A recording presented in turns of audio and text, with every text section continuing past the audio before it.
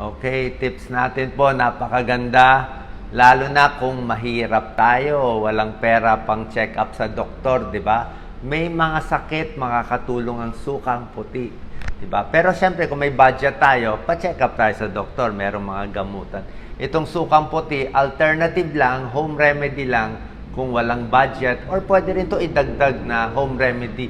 Ginamit na to for thousands of years.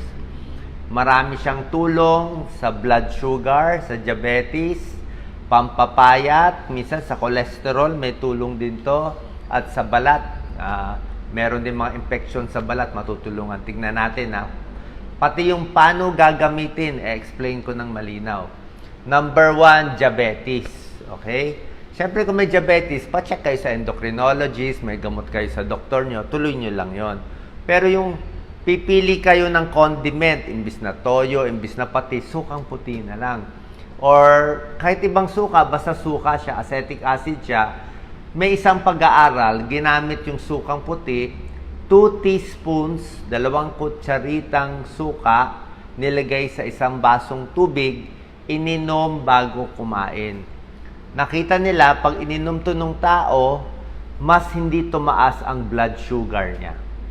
Sinabay nila sa kanin, sinabay sa tinapay, chinek yung blood sugar, pero nakainom ng sukang puti. Pero konti lang 2 kutsarita lang in 1 glass. So, ang tingin nila, yung acetic acid ng vinegar, medyo pinigilan yung pagtunaw ng carbohydrates, kaya hindi masyado na-digest, kaya naidumi, kaya bumaba yung blood sugar.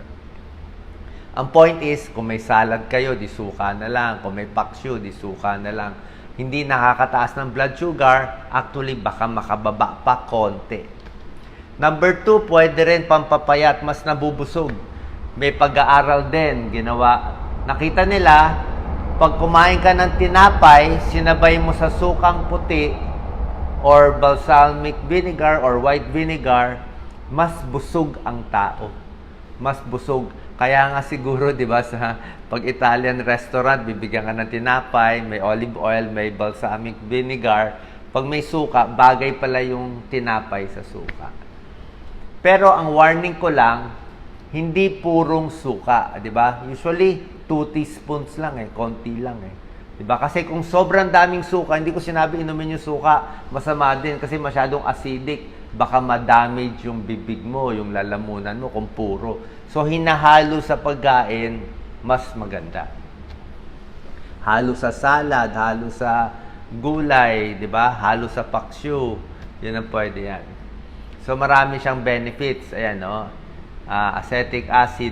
Sa cholesterol, actually, medyo may tulong din hindi pa tiyak yung pagpapababa sa cholesterol, pero pinag-aaralan na rin nila. Ito po, ang mga next benefits ng sukang puti, hindi na diabetes, hindi na pampapayat, yung pinapahid na to sa balat natin sa katawan.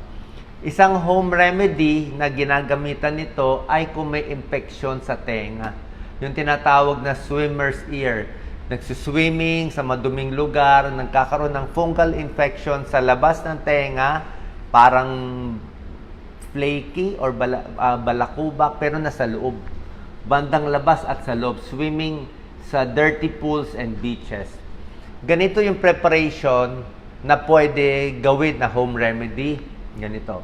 1/2 ang white vinegar, 1/2 ang malinis na tubig. So, pag sa tenga, siguro, isang kutsara ng white vinegar, isang kutsara ng tubig, hinahalo, malinis, dinadropper, pinapatak sa tenga. Pag pinatak siya, pinapastay for 1 to 2 minutes bago pinapadrain. Yan ang pinaka-home remedy sa fungal infection sa tenga. Pero, nililinaw ko, pero kung may chance na butas yung eardrum mo o hindi ka makarinig, may problema, hindi ka pwede magpatak ng kahit anong bagay kung butas yung eardrum. Isa din, syempre, kung nagpapacheck up ka naman sa ENT, bibigyan ka ng antifungal, antibacterial ointment sa tenga, pwede rin naman yon.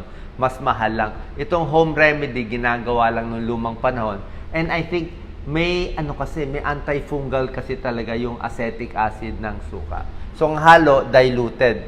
Hindi purong suka, kalahati nito tubig, pinapatak. Malinaw? Number 4, fungal infection to. Ito talaga effective sa alipunga. Diba? Siyempre, alipunga, lagi naka-boots, lagi naka-shoes, laging basa, nangangamoy, nagpi-flaky, alam nyo siguro, nagbabasa, diba? So, sa athlete's foot, paano preparation? Kuha kayo ng palanggana o basin. 1:1 din. Isang tasa ng sukang puti, isang tasa ng tubig. Halos para sa tayo. 1 cup, paghalo. Ibabad yung paa na may alipunga, 15 minutes. 2 times a day, 3 times a day, 15 minutes, nakababad, i-dry. Ang paa, pahanginan, wag mo na magmedyas, wag magsapatos, pahanginan lagi. Okay? Isang added tip, pwede mo pa punasan ng alcohol. Diba? So, yung sukang puti, pang fungal infection, alcohol, kung may bacteria, pinapatay. Several days, baka 1 week. Pero kung magpapacheck up kayo sa doktor, meron namang antifungal cream na nabibili sa generic na butika, pwede rin ilagay. Nasa sa inyo. Number 5, vaginal yeast infection. Mga babae na may discharge sa puwerta, may whitish discharge sa puwerta dahil may fungal infection. Hindi po to sexually transmitted. Baka masyadong kulob, masikip yung panty, naka-panty liner, nagbabasa, nagmo-moist, nagkaroon ng fungal infection at may discharge yung mga babae. Siyempre, maganda magpa-check sa OB. Meron kayong vaginal suppository na binibigay. Pero kung gustong home remedy nung lumang panahon, pwede rin gawin ngayon. Tingnan niyo preparation na, malabnaw to, malabnaw. Sa 2 basong tubig na maligamgam, 1 kutsara lang. 2 glasses of warm water, 1 kutsara lang, malabnaw, ng sukang puti. Yan ang pang-douche. Ano ba, Doc Lisa, douche sa Tagalog? Pang-douche sa puwerta, kahit bandaron sa loob ng puwerta. Panghugas hanggang sa loob, pwede gawin ng a few days lang para lang mabawasan yung pangangati at parang umiinit doon sa loob ng puwerta. Pwede rin gamitin itong may suka na mild lang, 1 tablespoon and 2 glasses, ini-spray sa labas ng puwerta para mabawasan yung fungal infection. Pero ang gamit nito, mga 1 week lang. Hindi pwedeng pang matagalan kasi ang douching, yung paghugas sa loob ng puwerta ay hindi rin advisable pang matagalan. Baka daw magulo yung normal bacterial flora. Yung mga good bacteria baka magulo din eh.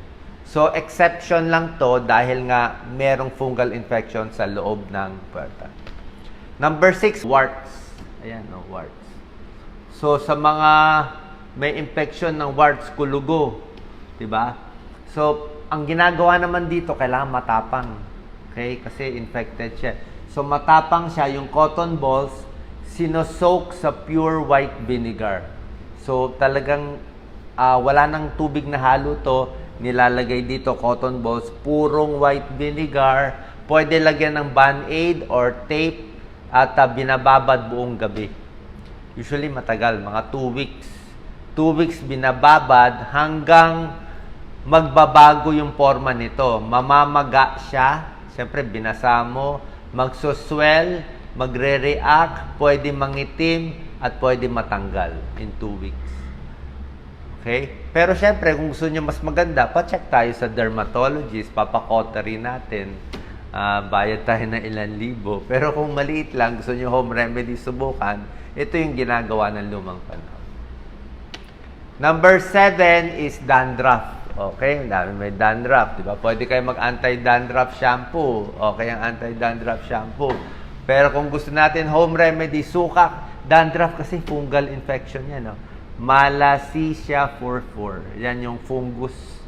So, suka naman ang katapat. 1 basong maligamgam na tubig, 1 basong suka. 1:1. Okay, pero magsha-shampoo muna. Maligo, mag-shampoo. Pagkatapos, itong solution, pwede i-massage sa hair roots. Dito, ang daming balakubak ko. So, i-massage mo yung 1:1 na suka. Mangangamoy suka ka nga. For 30 minutes, hayaan mong basa-basa. Tapos, pag tapos na i-rinse, syempre banlawan maigi, banlaw, 'di ba? Para hindi mangamoy suka. Magtataka si Mister o si Mrs. Gawin lang 2 times in a week. Tingnan nyo kung mababawasan yung dandruff. Ito yung ginagamit ng lumang panahon. Olden remedy, pwede rin subukan. O kung gusto nyo ng mas mahal, meron naman mga nabibiling iba. So nakita nyo, ang daming benefits ng suka sa dandruff. Actually, iba nga, pangmumog, sa warts, sa mga yan. Tsaka sabi ko nga, pag ako pinaka-paboritong sausawan ko suka, kalamansi at suka.